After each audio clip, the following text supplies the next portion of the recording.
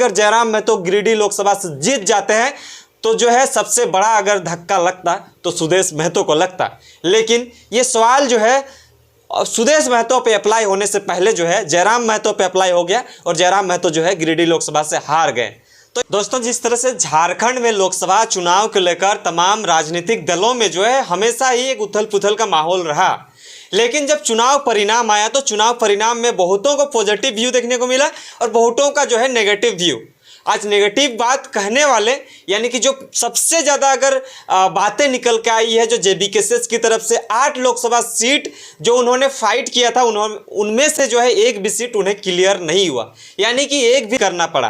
बाकायदा एक सीट रहा जो गिरिडीह लोकसभा सीट, जिसमें से 3.5 लाख के करीबन जो है जयराम महतो को वोट मिला है। लेकिन वही सवाल रहा कि आखिरकार असफलता ही हाथ लगी। तो क्या इस जयराम महतो की इतने 8 लोकसभा सीटों में, चाहे तो अपने सीटों में भी असफलता का जो सामना करना पड़ा, इससे किसको ज़्यादा बेनिफिट हुआ?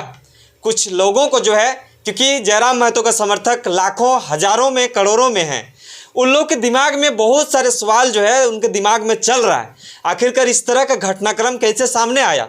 अगर इस तरह का घटनाक्रम अगर जयराम महतो और उनके साथियों का अगर हार होता है तो इसके जीत किसका हुआ?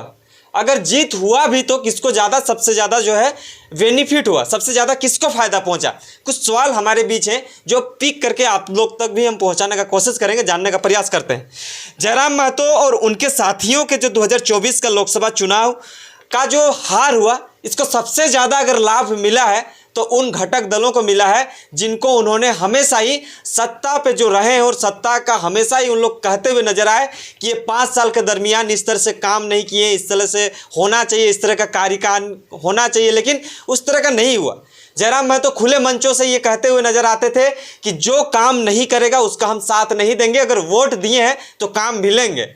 लेकिन आज क्या हुआ कि जो खुले मंचों में जयराम महतो लोगों को कहते हुए नजर आते थे और उनके समर्थकों के बीच जो कहते हुए नजर आते थे कि ये नेता सही काम नहीं कर रहा, ये नेता के पास इतना धन संपत्ति है, इनको इतना ज़्यादा धन अर्जित किया है, तो उन लोगों का जो है एक तरह से प्रचार ही हो रहा था। जयराम महतो के मुंह से जो है उनका प्रचार ही हो रहा था कि इनके द्वारा ये किया गया है, लोगों तक वो संदेश पहुँच रहा था। लेकिन क्या हुआ कि झारखंड के लोगों ने जो मोदी का चेहरा को देखकर, तमाम जो बीजेपी का हो या कांग्रेस का हो, कांग्रेस का अगर राहुल गांधी का चेहरा को देखकर जो है यहाँ पे सांसदों का चयन किया गया और मोदी का जो है अभी सेंट्रल पे जो है सत्ता में बैठने का जो है तैयारियां चल रही हैं। कुछ चीज़ें जो है, हालांकि मोदी जी जो नारा लगाए थे 400 पार, वो सफल नहीं हुआ, क्योंकि झारखंड में भी 4-5 सीटें जो है बीजेपी को हार का सामना करना पड़ा है, जिस वजह से भी ये कुछ देखने को मिला है। तो ये सवाल जो है हमारे बीच कुछ और एक सवाल है, जैसे अगर जयराम महतो अगर गिरिडीह लोकसभा सीट से जीत जाते तो किसको ज़्यादा सबसे नुकसान होता? जयराम महतो अगर गिरिडीह लोकसभा सीट से जीत जाते तो नुकसान किसको होता? सबसे पहले नुकसान तो चंद्र प्रकाश चौधरी को होता, क्योंकि चंद्र प्रकाश चौधरी वहाँ के सिटिंग सांसद थे। और दूसरी बात वही करें कि जयराम महतो जो है एक महतो समाज का, महतो जाति का जो है एक सबसे बड़ा लीडर बनने को लेकर अगर संसद बन जाते, संसद भवन तक जाते, तो एक तरह से इतिहास रच देता। क्योंकि आज के डेट में अगर कुर्मी जाति का अगर राजनीतिक करने वाले सबसे अगर बड़ा चेहरा अगर है तो वो सुदेश महतो है, और सुदेश महतो की अगर बात कोई है तो वो जयराम महतो है। क्यों हम इस तरह से कह रहे हैं? क्योंकि सुदेश महतो यानी कि आजसू के सुप्रीमो सुदेश महतो अगर सबसे बड़े चेहरा हैं तो कुर्मी जाति को लेकर ही हैं, क्योंकि खुद सुदेश महतो कुर्मी जाति से आते हैं और कुर्मी जाति का राजनीति करते हुए बहुतों बार उन्हें देखा गया। लेकिन वही सवाल उठ रहा था लोगों के बीच में, ये जहन था, सवाल उठ रहा था कि आखिरकार अगर जयराम महतो गिरिडीह लोकसभा से जीत जाते हैं तो जो है सबसे बड़ा अगर धक्का लगता तो सुदेश महतो को लगता। लेकिन ये सवाल जो है सुदेश महतो पे अप्लाई होने से पहले जो है जयराम महतो पे अप्लाई हो गया और जयराम महतो जो है गिरिडीह लोकसभा से हार गए। तो इसमें जो है एनडीए का प्रत्याशी जो है चंद्र प्रकाश चौधरी जीत गया। सुदेश महतो को एक तरह से जो है धक्का मिलने वाला था, एक चोट जो मिलने वाला था, वो कहीं ना कहीं बच गया अभी के लिए। अगर वही चीज़ें विधानसभा चुनाव में आएगा तो वहाँ क्या कुछ फीडबैक होगा, क्या कुछ बातें निकल के आएगा, ये भी देखने लायक बात होगा। और एक सवाल है कि जयराम महतो जो है सबसे ज़्यादा गिरिडीह लोकसभा में प्रचार प्रसार किए। अगर उनका जो कैंडिडेट था और 7 जगह पे था, लेकिन वहाँ पे उन्होंने प्रचार प्रसार करते हुए नहीं दिखाई पड़ा। क्या जयराम महतो को पता था कि गिरिडीह लोकसभा छोड़कर हम लोग बाकी लोकसभा सीट नहीं जीत पाएंगे? क्या जयराम महतो को पता था कि गिरिडीह लोकसभा में भी जो है जीत का आकलन हम इसलिए नहीं कर सकते हैं क्योंकि यहाँ पे बहुत सारे जाति संप्रदाय के लोग रहते हैं, हमारे साथ नहीं जुड़े हैं, क्योंकि यहाँ भी हार का सामना करना पड़ सकता है, इसलिए जो है हमें यहाँ ज़्यादा ध्यान देना चाहिए। इसीलिए जो है जयराम महतो के साथ जो है तमाम झारखंड के जितने भी क्रांतिकारी साथी थे वहाँ सबसे ज़्यादा बल प्रयोग किए थे, लेकिन उसका भी कोई असरदार नहीं रहा।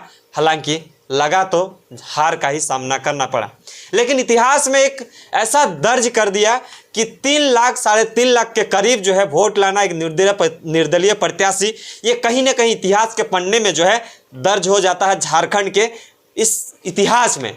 लेकिन बात रहा कि हार आखिरकार सामना करना पड़ा।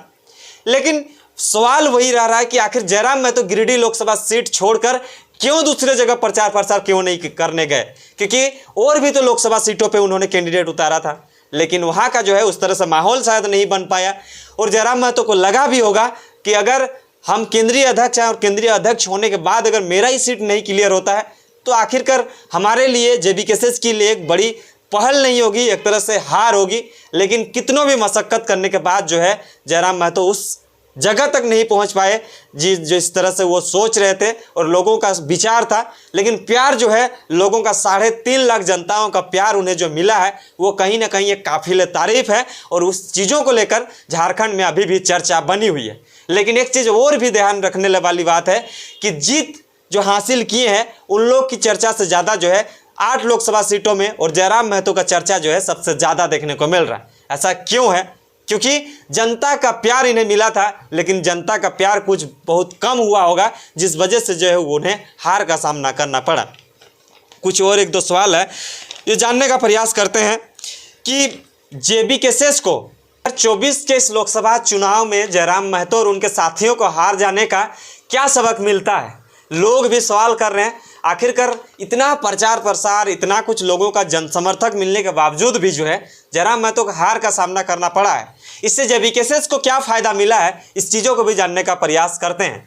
हालांकि JBKSS जो एक नया पार्टी है और इनका जो है अभी तक चुनाव आयोग ने इसको एक्सेप्ट नहीं किया है कि आखिरकार ये राजनीतिक दलों में जो है कन्वर्ट हुआ है।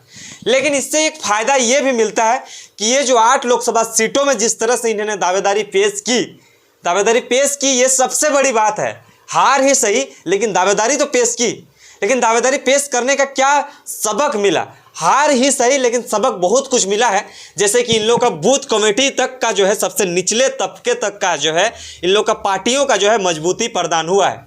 इससे और एक सबक जो मिली और एक बातें जो निकल के आ रही है कि 8 लोकसभा सीटों में जिस तरह से 8 कैंडिडेट का कितना लोगों का समर्थन मिला, ये भी तो देखने को मिला।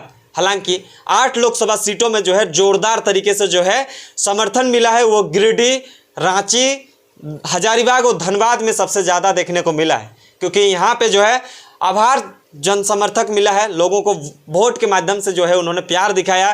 तो इससे ये भी सबक मिलता है कि आखिरकार जयराम महतो के साथ साथ उनके पार्टियों के तमाम कार्यकर्ताओं और उनके उम्मीदवारों का भी लोगों ने अभिवादन किया है और अभिवादन करने के बाद उन्हें वोट में जो है वोट भी दिए हैं। लेकिन वही चीज़ें हो रही है कि लोग सोच रहे थे कि 10-12 हज़ार में ये तमाम लोग जो है सिमट जाएंगे, लेकिन ऐसा कुछ नहीं हुआ। तमाम लोगों ने जो है लाखों से जो है वोट पार किए हैं, लेकिन वही प्रक्रियाएं चल रही हैं। आखिरकार इन लोगों को सबक मिला और सबक मिलने के बाद जिस तरह से 8 लोकसभा सीटों में इन्होंने दावेदारी पेश की, कल के दिन में जब विधानसभा चुनाव आएगा, हो सके कि इन नेता मंत्रियों के जो इर्द गिर्द रहने वाले बहुत सारे नेता मंत्रियों का छक्के छुड़ाने वाले हैं, क्योंकि 8 लोकसभा सीटों में अगर इन्होंने दावेदारी किया है तो 50 विधानसभा सीटों में भी तो दावेदारी कर सकते हैं। अगर उनका पार्टी उस टाइम बन जाता है तो क्या 50 के 81 में भी ये दावेदारी कर सकते हैं। जब ये पार्टी नहीं बनते हुए भी निर्दलीय रूप से जो है ये 8 लोकसभा सीटों में जो है दावेदारी पेश कर सकते हैं, तो वहाँ 81 में 81 कर सकते हैं। तो तमाम झारखंड की वो राजनीतिक दलों में एक तरह से उथल पुथल का माहौल उस टाइम भी बना रहेगा जब विधानसभा चुनाव आएगा, क्योंकि जयराम महतो जब कुछ नहीं था, जब इसके पास ना दल था न कोई सिंबल था, उस टाइम भी 14 लोकसभा सीटों में, जो 8 लोकसभा सीटों में दावेदारी पेश किए हैं, तो कल के डेट में 81 में भी पेश कर सकते हैं। तो ये दिन दूर नहीं है, 5-6 महीना बाकी है, उस टाइम पता चलेगा आखिरकार क्या राजनीतिक परिदृश्य झारखंड के अंदर रहेगा और जयराम महतो किस तरह से राजनीति में इस सिंहासन को अपने कब्जे में लेता है। क्योंकि तमाम लोगों ने जिस तरह से समर्थन दिया है, अगर उनके वोट से भी 2-3 विधानसभा, 4 विधानसभा जो है क्लियर हो सकता है। जिस तरह से जयराम महतो ने जितना जो है वोट लाया है, वहाँ के भी बहुत सारे विधानसभा है, जो 4-5 विधानसभा है, उसमें भी जयराम महतो का पकड़ जो है देखने को मिला। हालांकि गिरिडीह विधानसभा में उस तरह का पकड़ नहीं बना पाए हैं, लेकिन विधानसभा चुनाव में गिरिडीह लोकसभा के अंदर बहुत सारा सीट जो है जेबीकेएसएस के पक्ष में जाने वाला है। जिस तरह से यहाँ का फीडबैक देखने को मिला था लोकसभा चुनाव में, जिस तरह से परिणाम आया था, उसको देखकर रांची में भी बहुत कुछ देखने को मिल सकता है, हजारीबाग में भी देखने को मिल सकता है, तमाम जगह पे देखने मिल सकता है। लेकिन वो दिन दूर नहीं है जब जेबीकेएसएस के पास एक अपना पार्टी होगा, अपना सिंबल होगा, और सिंबल जब होगा तब ये 81 में भी उतर सकते हैं। और जयराम महतो ये कहते हुए नजर आए कि हमें कोई डर नहीं है कि आज हमें हार हासिल हुई है, लेकिन कल के दिन में हम इससे ज़्यादा मजबूती के साथ उठेंगे और उठने के बाद झारखंड में अपने लोगों को इस तरह से जागरूक करेंगे कि झारखंडियत की बात करने वाले लोगों को ही लोग साथ देंगे।